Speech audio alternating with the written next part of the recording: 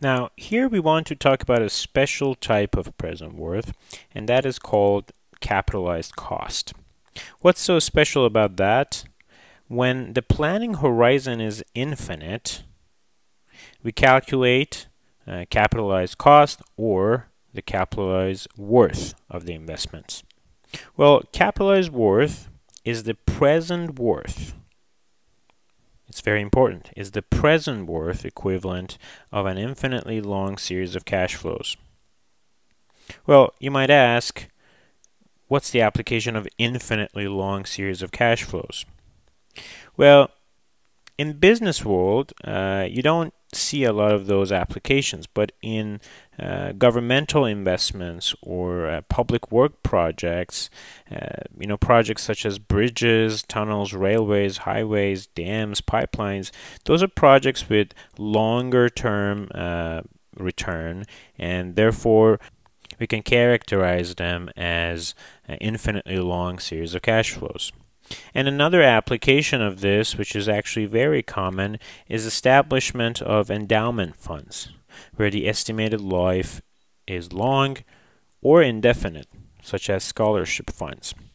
So if you Google different universities, you can see their endowments amounts. And those endowment amounts are the amount of money that individuals or organizations give to these universities, and the universities would invest that money in the market or any savings account or bonds or stock market, and they will only use the interest off of that principal amount of money. So the principal amount that was donated to the university will remain unchanged, and the university will just use the interest off of that, and they would use for different reasons such as scholarships. So those endowments funds are great examples of capitalized worth. So let's get mathematical here.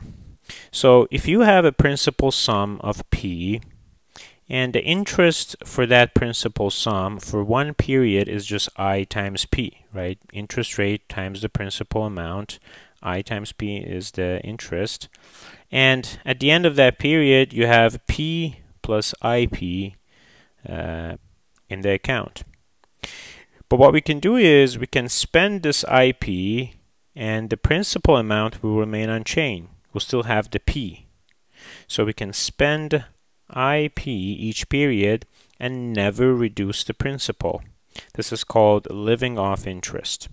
So if you keep using the IP, the cash flow is going to continue indefinitely, and you will be able to use the IP every single period. So that's going to be your A.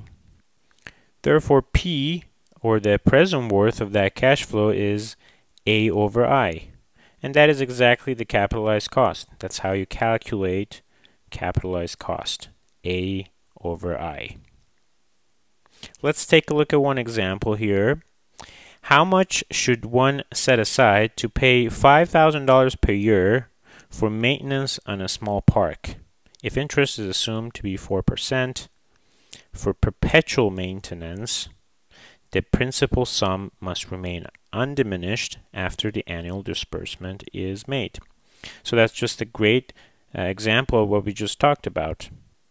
A certain sum of money is going to be set aside, and the interest off of that money should be $5,000 per year at interest rate of 4%. So what is that capitalized cost? What's the amount of money that needs to be set aside? Well, that is A over I. $5,000 over 4%. And that is $125,000. And that's the capitalized cost of this project.